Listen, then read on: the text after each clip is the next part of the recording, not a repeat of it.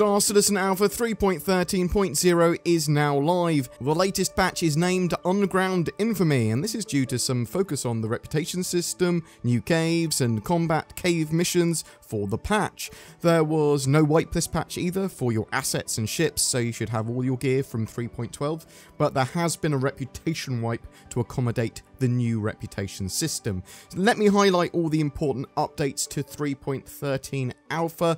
There's been a bit of a visual improvement on Moons of Hurston and Microtech, as well as Yella getting new assets and tweaks. This is noticeable, and you go, oh, that's very pretty. There are also new asteroids in some locations.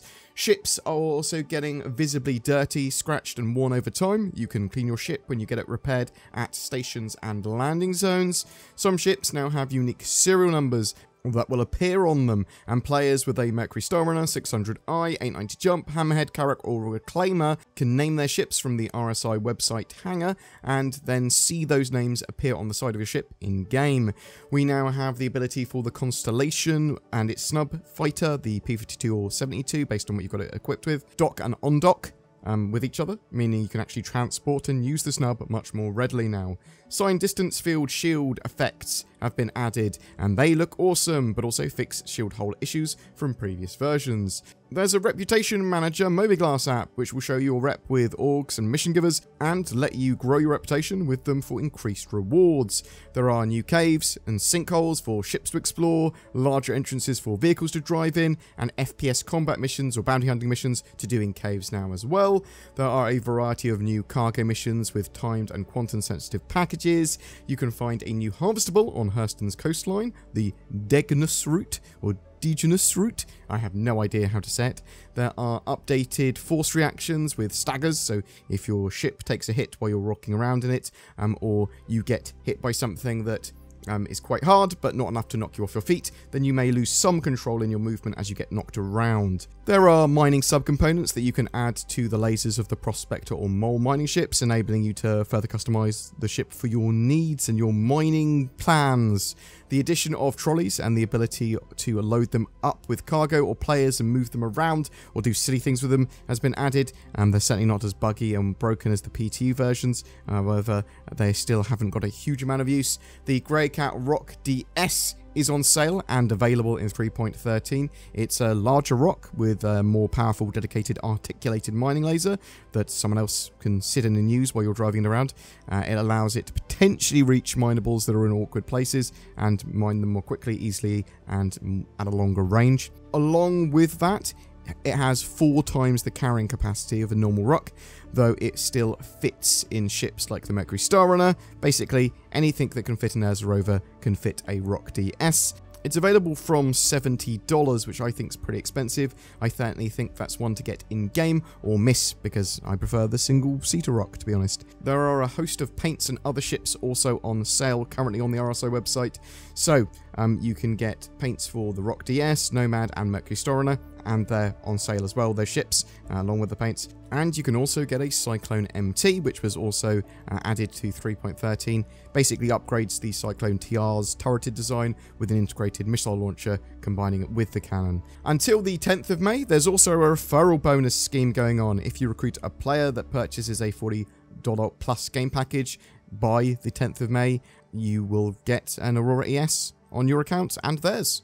So that's pretty cool. In fact, everyone's been given one of those to try an Aurora ES during the promotion period, so you'll get one of those on your account until the 10th of May as well. I'm never going to complain about a free ship. Beyond all of that, there are loads of other updates in that patch. Improvements to the lore system, additional missions, medipens are usables that can be dropped for other players. The Mercury Starrunner, Talons and Nomad have been added to in-game shops. There are CPU and performance optimizations, new eye colours for characters, mounted guns that can be used at points of interest, like salvage yards and bunkers, as well as loads of bug fixes. I'll cover all of the patch notes in a video in the very near future, going over all the sort of minutiae and the bug fixes and all that sort of stuff. There are a few known issues, though, I do want to highlight here, because some of these are super game breaking, and I want you to avoid them. So logging back in from a bed logout can cause an infinite load issue that can require you to reset your account. Placing boxes on ship lifts is not currently possible. Elevators at Grimhex can break. ships may not be able to quantum travel if there's more than one player on the bridge. That's not all the time, that's just happens sometimes. Cannot refuel or rearm at New Babbage, so bear that in mind. There are sometimes long delays between the picking up and storing of items. Picking up weapons can break animations such as leaning, crouching and jumping as well if you're like, where's my character not working properly? And for those of you interested, the user folder is now located in a different folder. Wherever you installed the game, user, client, 0, bam, it's there. And that's it for 3.13 live in a nutshell. You can expect a 3.13.x patch or patches within the next couple of months. We will see the Nova Tank, the Hercules, Starlifter C2 and M2, ship-to-station docking, and spawn lockers during the patch cycle. So those are features that are coming in at some point in a 3.13.x patch. We'll also have Fleet Week at some point, and we could have some other events too. I hope you enjoy 3.13 live. If you have any questions, I'd love to know them. What are your experiences with 3.13? Do you like the Rock DS? Are you excited by any of the new content, or is 3.13 a little bit too light on content for you? Whatever your thoughts, I'd love to hear from you in the comments below. Do you have questionable taste in anime? Do you not want internet pirates looting your internet search history? Do you want a way to have more accessibility to the internets from more countries? Or is your security and privacy important to you? Well, get NordVPN. I shill for them, and you should use the code BoredGamer or the links below for a discount. Try it out. It's like a fleet of escort ships making sure your internet experience doesn't get griefed. We have the April ship giveaway as well for a Mercury Star Runner. The ship is extremely multi-role and should be part of any budding citizen's fleet.